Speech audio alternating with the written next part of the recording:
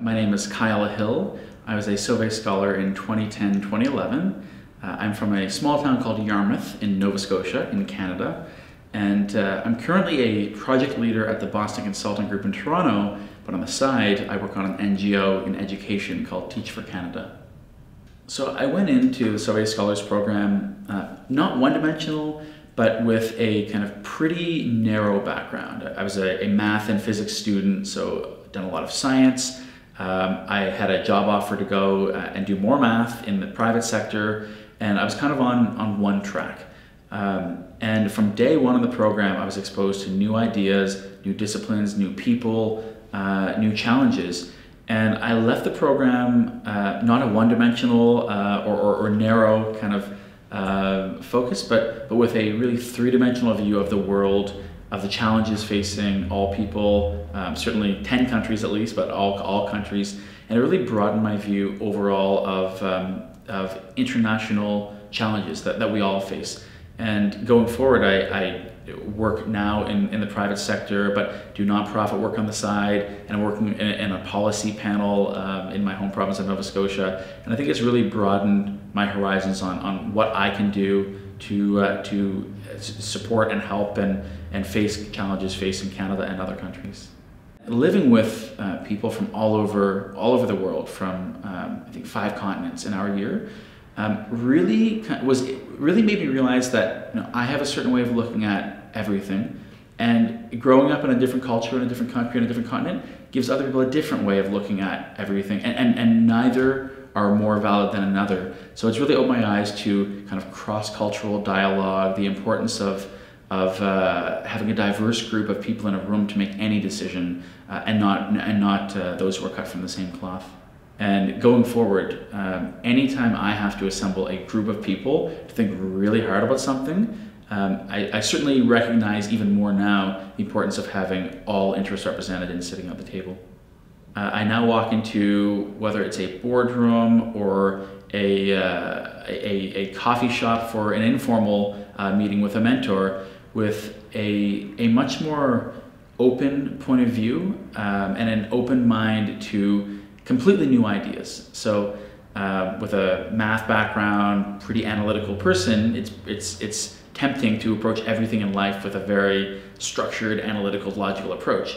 But professionally, I now and certainly use and see the value of more open-ended discussions, more open-ended ideas, and a kind of an acceptance of all different personalities and ideas and perspectives, and not just the ones that I happen to use. What inspires me about the foundation is that every year, time and time again, in and out, are a group of new, exceptional young leaders from all over the world. And once you're part of the family, you're in the family for good. So getting to meet those young leaders over email or in person has certainly been influential in my own life, and I hope that continues for years to come.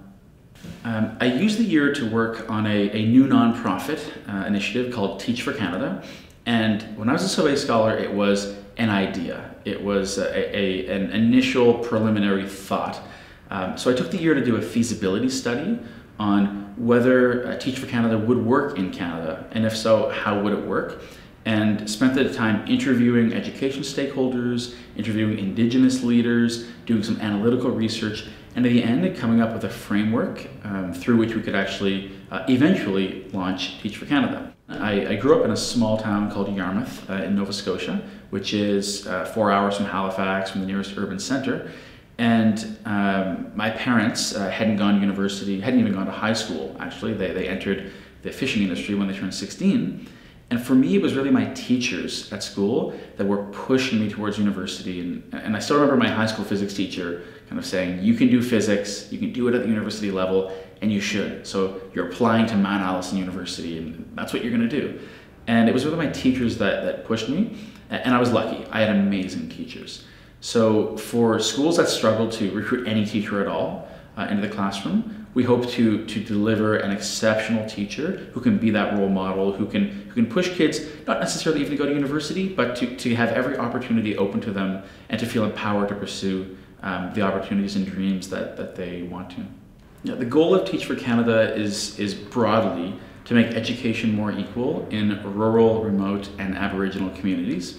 And we plan to do so by working with schools and with school administrators to recruit exceptional young leaders, both education graduates and content experts in other fields, and giving them a customized training program that has pedagogical components, but especially cultural components, so that our fellows will learn about and work with the communities in which they'll serve. And then ultimately we'll place them in communities as teachers, but as role models, as inspirational leaders in the classroom to make a difference to students in those communities. One indicator of kind of educational outcomes is graduation rate.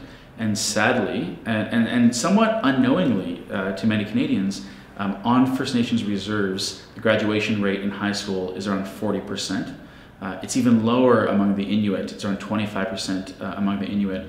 And these are startlingly low numbers. In Canada, it's between 80 and 90% depending on the region. So Teach for Canada, in addition to providing exceptional teachers for classrooms that struggle to recruit any teacher at all, hopes to increase graduation rates by providing those role models, those mentors that students really want to be around at school. Can I summarize my Sauvé experience in one word? Life is that word that I would choose.